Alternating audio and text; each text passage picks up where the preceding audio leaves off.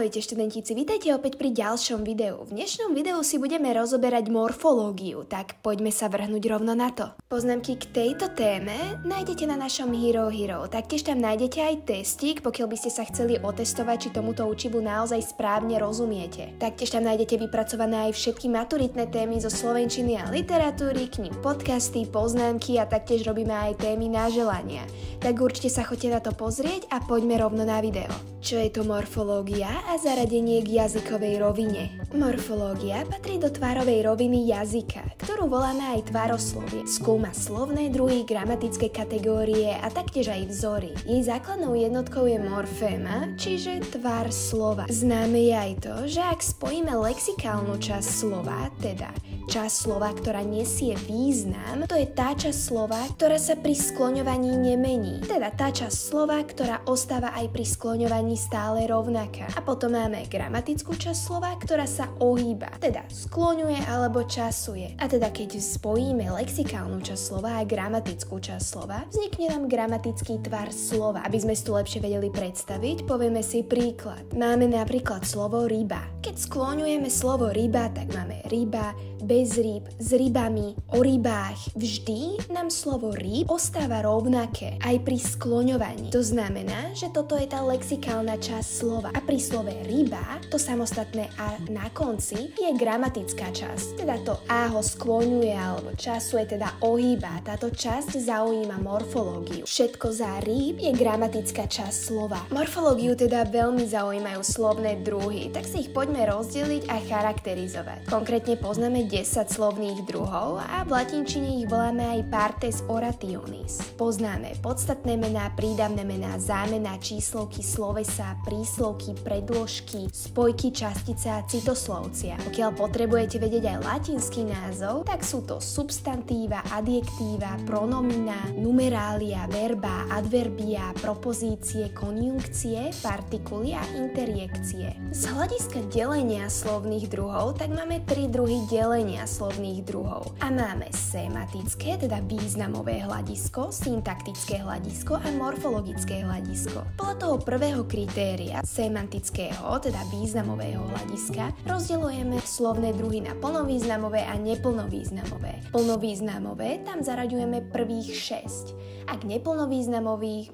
tie ostatné 7 až 10. K syntaktickému hľadisku máme slovné druhy, ktoré rozdeľujeme na tie, ktoré majú vetnočlenskú platnosť a tie, ktoré nemajú vetnočlenskú platnosť. Tie, ktoré majú, znova je to prvých 6 a tie, ktoré nemajú vetnočlenskú platnosť, tak sú to tie ostatné. A podľa posledného kritéria morfologického hľadiska máme ohybné a neohybné slovné druhy. K tým ohybným tak tieto skloňujeme alebo aj časujeme. Tu sú teda prvých 5 a k neohybným máme ostatné, teda tieto neskloňujeme ani nečasujeme. Treba si ale uvedomiť, že stupňovanie nepatrí pod ohybnosť, takže toto si veľmi dobre zapamätajte. Preto príslovky už nepatria k ohybným slovným druhom, lebo ako vieme, tak tie stupňovať vieme, ale nemá to nič spoločné s ohybnosťou. Gramatické kategórie. Slovné druhy ako podstatné mená, prídavné mená, zámená a číslovky, u nich určujeme gramatické kategórie, konkrétne rod, číslo, pád. Pri slovesách určujeme napríklad osobu, číslo, čas, spôsob, vid a slovesný rod. Pozor si dajte najmä na to,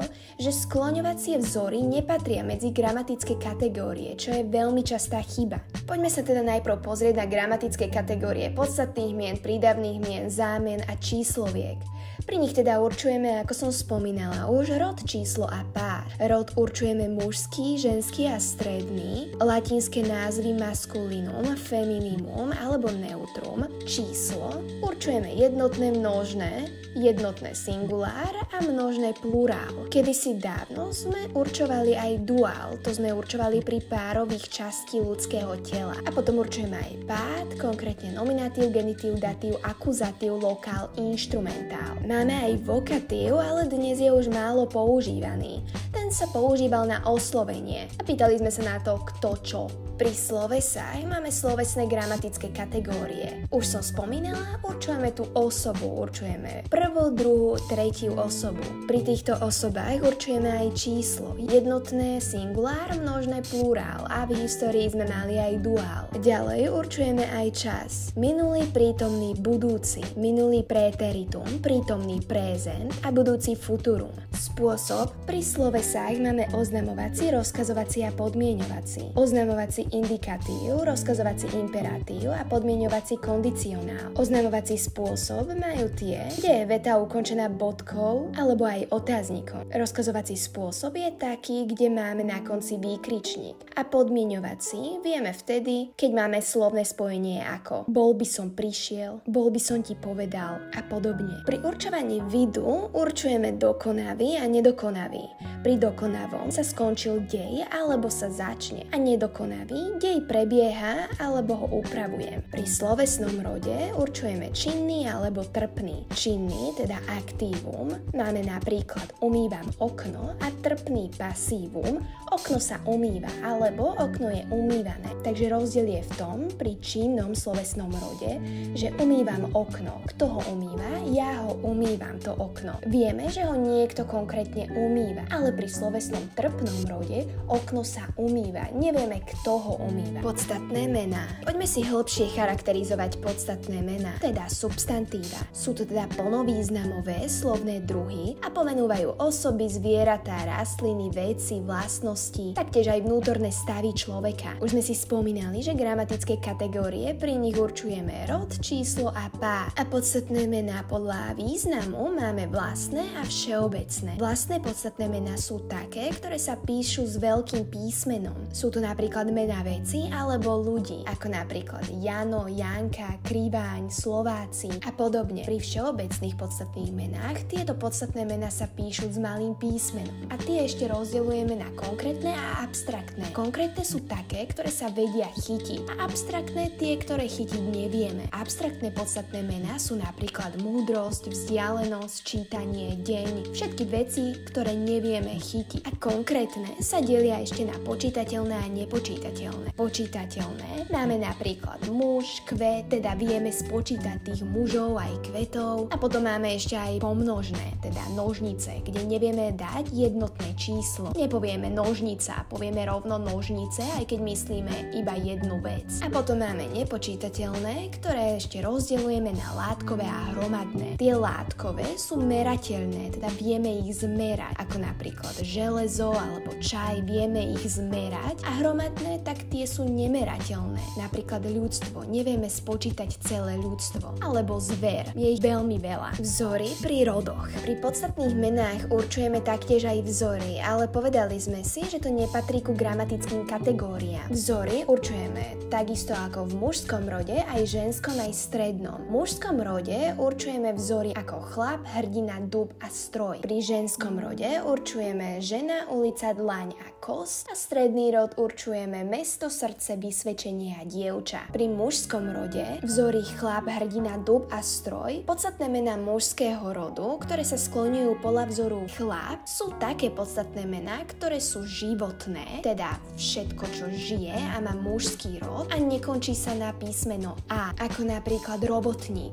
Ten robotník končí sa na K a nie na A, tým pádom sa skloňuje podľa vzoru chlap. Keby robotník sa končí na A, tak sa skloňuje podľa vzoru hrdina. Napríklad slovo turista. Turista je živý, je to ten turista, teda mužský rod a končí sa na A, teda patrí do vzoru hrdina. Teda skloňujeme ho podľa vzoru hrdina. Podľa vzoru dub a stroj skloňujeme podstatné mená, ktoré sú neživotné. Podľa toho, či ho skloňujeme podľa dubu alebo stroja, určuje nominatív plurál. Teda nominatív plurál vzoru dub máme dva duby a nominatív plurál slova stroj máme dva stroje. Napríklad máme slovo dom. Máme dva domy, takže to skloňujeme podľa vzoru dub. A potom máme napríklad slovo kameň. Máme dva kamene, je to neživotné. Ten kameň, takže to skloňujeme podľa vzoru stroj. Podobne postupujeme aj pri ženskom rode, kde máme vzory žena, ulica, dlaň a kost. Podľa vzoru žena a ulica skloňujeme podstatné mená,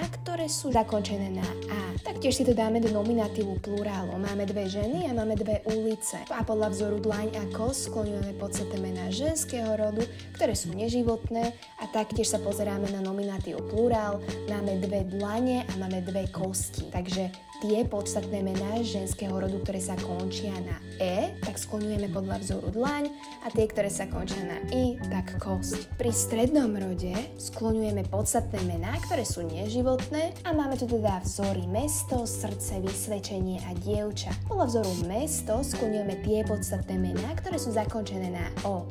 Podľa vzoru srdce skloňujeme tie podstatné mená, ktoré sú zakončené na e, a podľa vzoru vysvedčenie skloňujeme tie podstatné mená, ktoré sú zakončené na ie, a podľa vzoru dievča skloňujeme tie podstatné mená, ktoré sú zakončené na a. Taktiež nemôžeme zabúdať, že máme ešte vzor kuli, gazdina alebo aj pani. A napríklad podľa vzoru kuli sa skloňujú tie podstatné mená cudzieho pôvodu, teda mužského rodu. Často ide o vlastné mená zakončené napríklad na i, dlhé i, y, e, ie, e, o alebo u. Napríklad ako slova purkyne, grízli, brísli, páfli, medici. Podľa vzoru gazdina skloňujeme podstatné mená ženského rodu zakončené v nominatívu singuláru na dlhé a, ako napríklad kráľovná, princezná. A podľa vzoru pani, a teda slovo pani je neskolodné, ak za ním nasleduje označenie alebo oslovenie ženy s uvedeným mena alebo titulu. Napríklad máme pani Novotnej. To pani tým pádom neskloňujeme. Ale pokiaľ pani stojí samostatne a slúži to ako oslovenie nejakej náhodnej pani,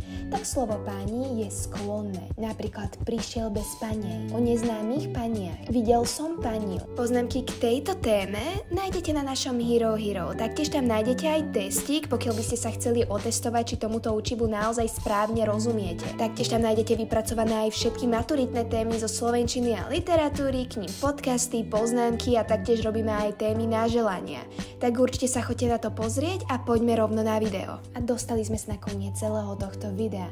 Pokiaľ máte ešte nejaké iné otázky, alebo som nezodpovedala všetky vaše požiadavky, tak určite to napíšte dole do komentáru a nezabudnite nás podporiť lajkom a odberom. A to by bolo zatiaľ od nás úplne všetko, a zatiaľ sa majte a ahojte.